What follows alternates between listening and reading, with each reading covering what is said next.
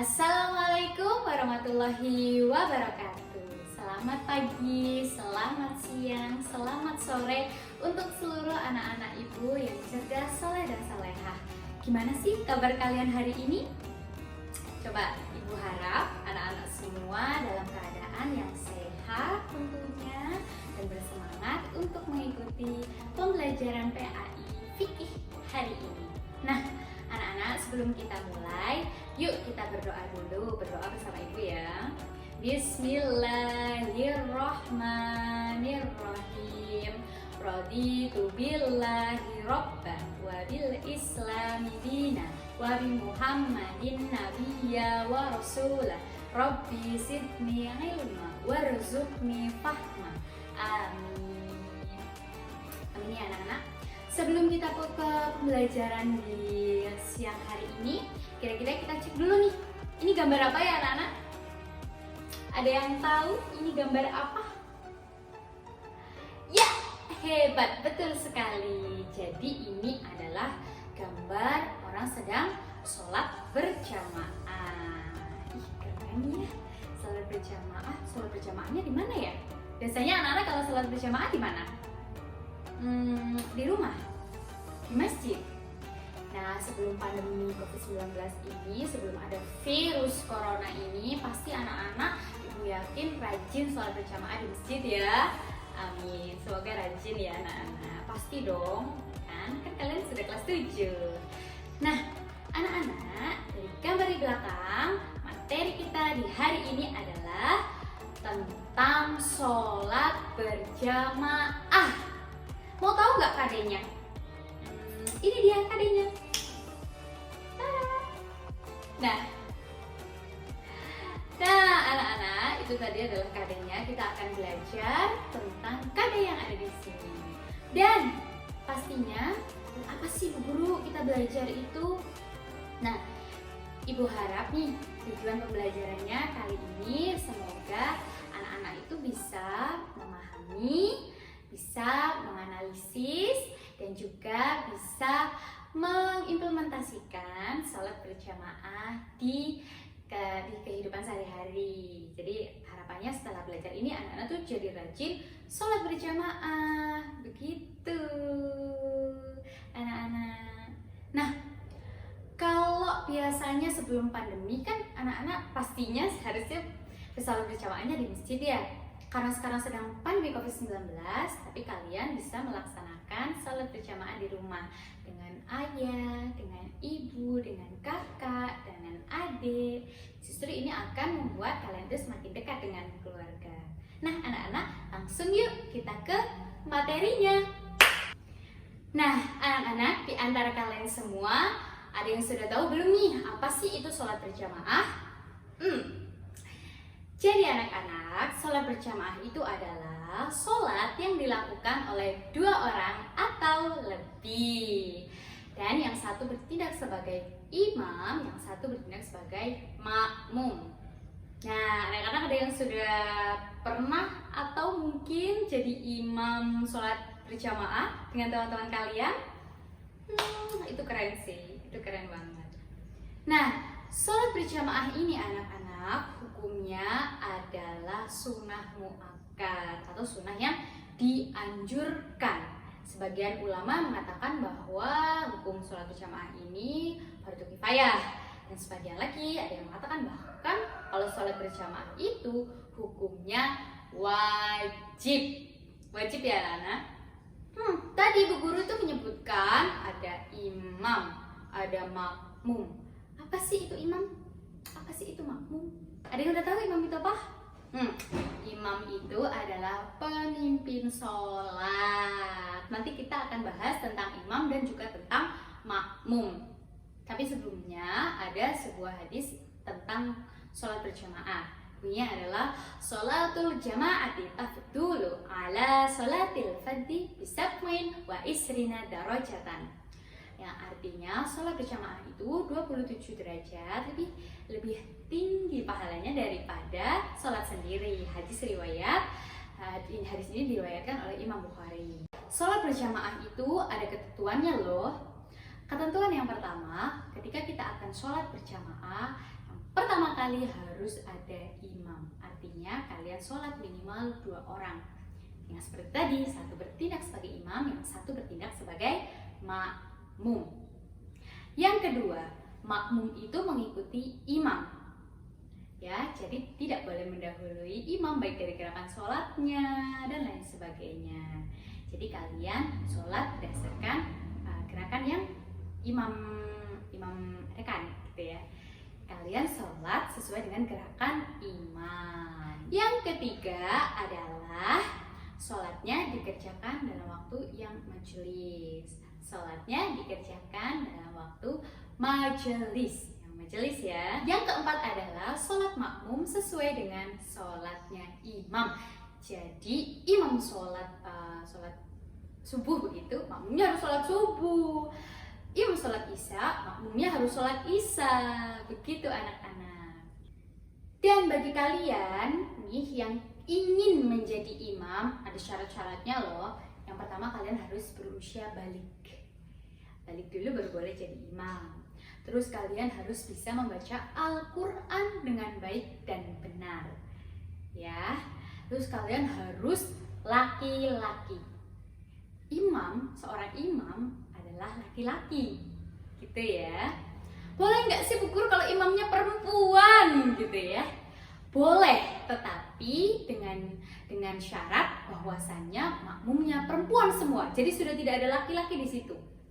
Benar-benar tidak ada laki-laki, baru perempuan boleh menjadi imam. Begitu anak-anak. Yang selanjutnya adalah seorang imam harus mengetahui rukun dan syarat sholat. Itu terpenting ya. Selain bisa membaca Al-Quran dengan baik dan benar, imam itu harus bisa sholat dengan baik dan benar. Dan posisi imam itu di depan.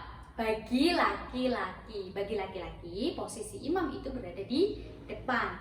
Tetapi bagi perempuan posisi imamnya ada di sejajar. Sejajar. Jadi kalau misalnya kalian perempuan yang udah gak ada laki-laki sama sekali, kalian mau sholat posisinya itu sejajar. Kalau laki-laki imamnya di depan. Seperti gambar yang ada di belakang ini, ada contoh syaf sholat bagi laki-laki dan perempuan, gitu ya. Bisa dilihat kan gambarnya.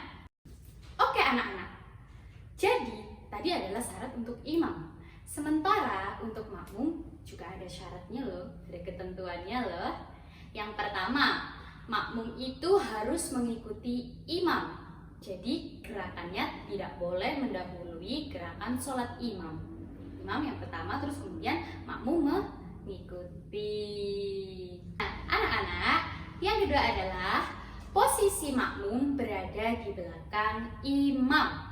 Jadi kalian sholatnya di belakang imam, kecuali untuk yang imamnya perempuan. Tadi yang sudah dijelaskan ya, posisinya sejajar. Tapi untuk imam, jika imamnya laki-laki, maka makmum posisinya berada di belakang imam. Begitu anak-anak. Tidak boleh mendahului imam loh ya. Makmum itu ada 2. Yang pertama adalah makmum muwafiq.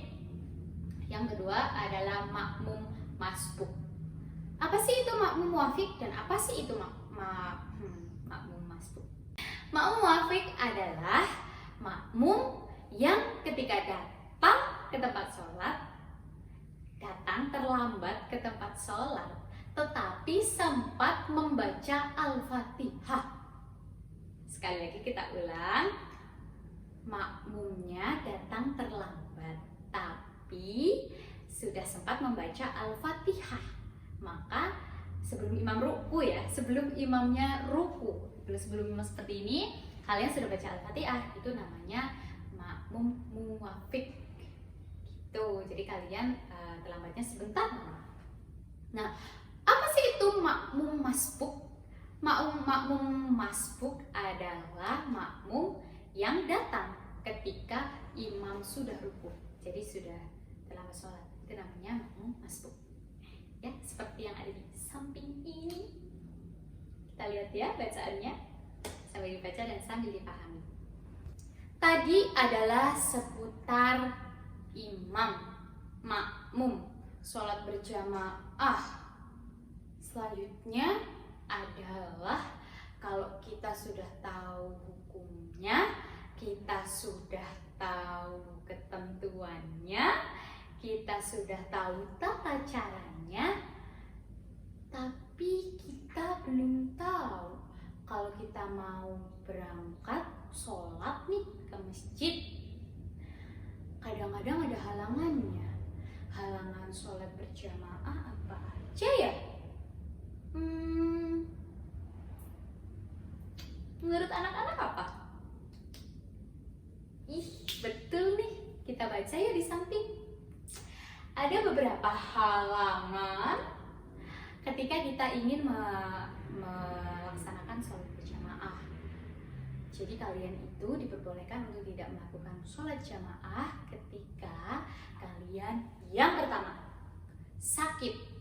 Orang sakit itu diperbolehkan untuk tidak ikut sholat berjamaah, sholatnya sendiri begitu. Sakit itu dalam ketentuan kalian sakitnya sudah tidak bisa kemana-mana. Misalnya kalian habis jatuh, kakinya sakit, tulang punggungnya sakit, menyebabkan kalian tidak bisa sholat berjamaah baik di rumah maupun di masjid. Itu kalian sholatnya sendiri begitu. Yang kedua adalah ketika di luar ada hujan badai yang menyebabkan kalian tidak bisa ke masjid.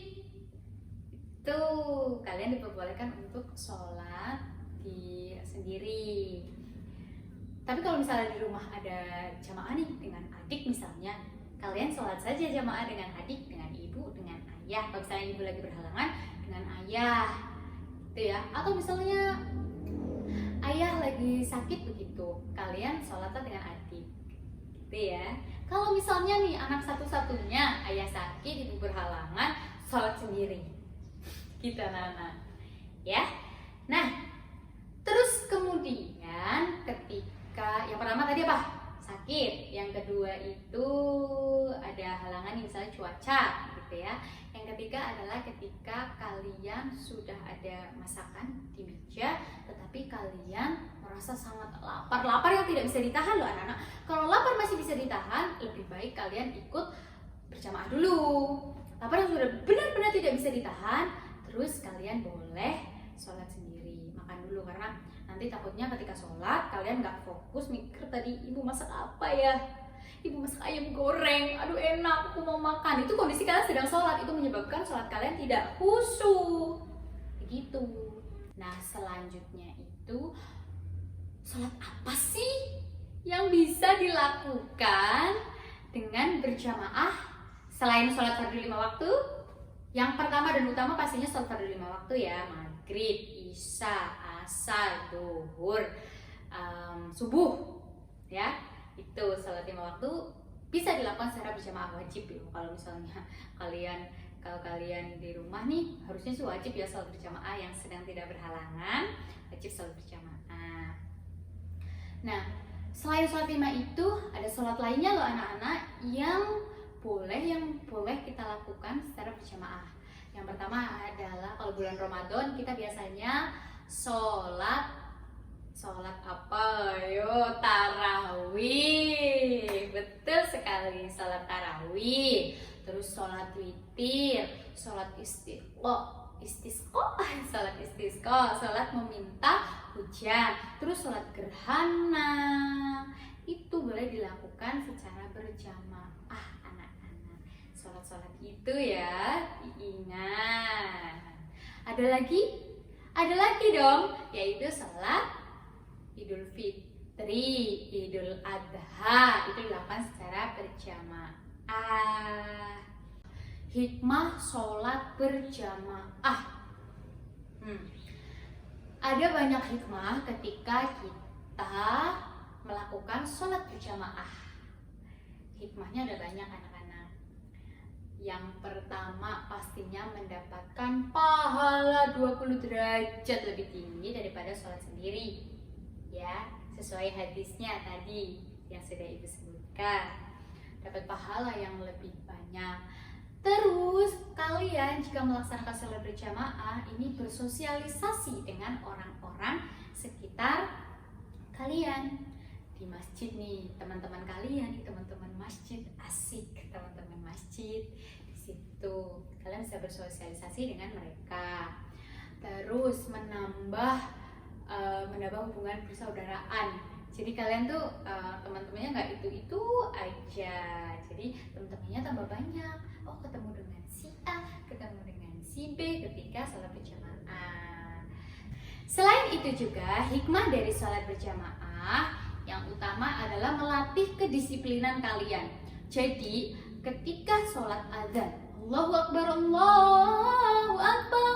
Ketika azan kalian sudah langsung siap-siap. Itu melatih diri kalian supaya kalian itu menjadi orang yang disiplin.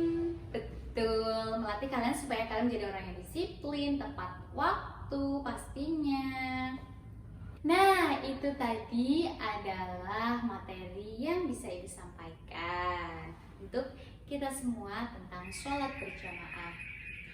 Kesimpulannya adalah ketika kita melakukan sholat berjamaah sesuai dengan anjuran, sesuai dengan ketentuan, maka kita bisa menghayati apa sih esensi dari sholat berjamaah itu tersendiri. Melatih kalian untuk menjadi orang yang disiplin, melatih kita semua agar bisa bersosialisasi dengan orang lain, menambah persaudaraan kita, menambah sosialisasi kita, sehingga kalau misalnya kita suatu saat butuh bantuan atau apa dari teman-teman sekitar masjid yang biasa sholat berjamaah bareng, kita bisa langsung minta saja pertolongan kepada mereka nih, ya kan?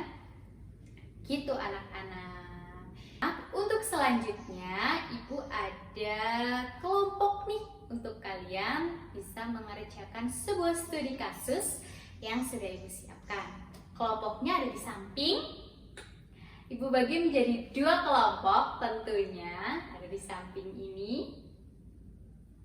Di screenshot ya. Di screenshot. Ini ada di samping. Dari kedua kelompok ini, Ibu ada sebuah studi kasus. Studi kasusnya adalah tentang fikih tentang sholat berjamaah, di mana pada umumnya sholat berjamaah itu kan ada di masjid. Tetapi karena pandemi COVID-19 ini menyerang, terus kemudian mengubah sistem perfikihan di Indonesia, kalian diwajibkan untuk di rumah saja, PPKM, pembatasan sosial gitu ya. Karena sedang PPKM itu sehingga menyebabkan kita tidak mungkin untuk sholat berjamaah di masjid. Atau mungkin bahkan tidak memungkinkan kita untuk melakukan sholat berjamaah sesuai dengan syariat, dimana tadi sudah Ibu jelaskan kalau sholat berjamaah ini harus berjejer, tidak boleh ada jarak di antara persolatan, itu ya. Nah, kalian jelaskan secara fikih bagaimana ketentuan sholat berjamaah ini di masa pandemi COVID-19. Ingat, ini ada 2 kelompok. Kelompoknya sudah Ibu bagi, dan nanti hasil diskusi kalian ketik dan berikan kepada Ibu. Ketiknya di WA nggak apa-apa, di Word juga nggak apa-apa.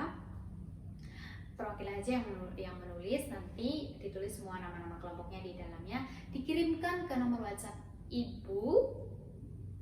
Nomornya kalian sudah punya, ada di grup kelas, di situ aja. Jangan lupa di-share dan kirimkan tugasnya ke Ibu untuk diskusinya.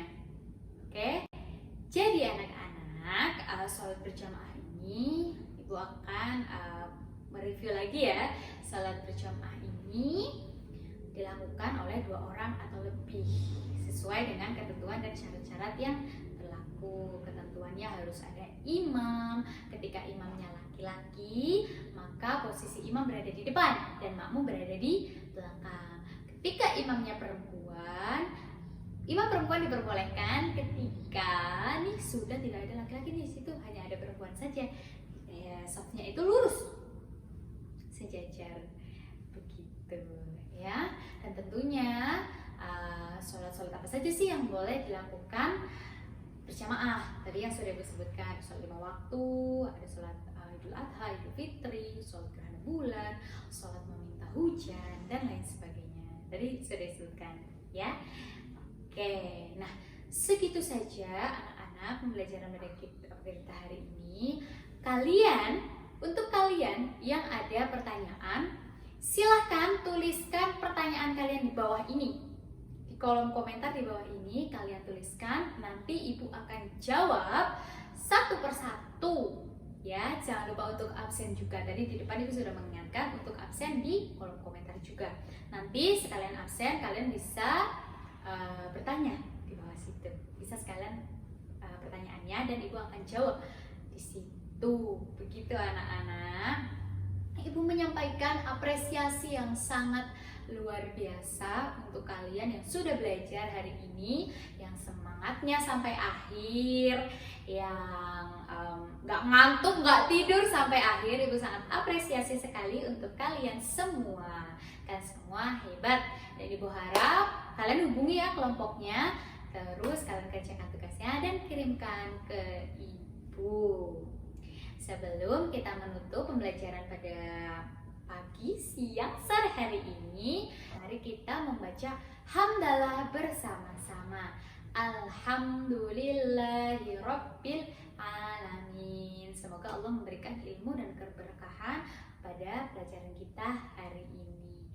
Ibu tutup, terima kasih. Wassalamualaikum warahmatullahi wabarakatuh.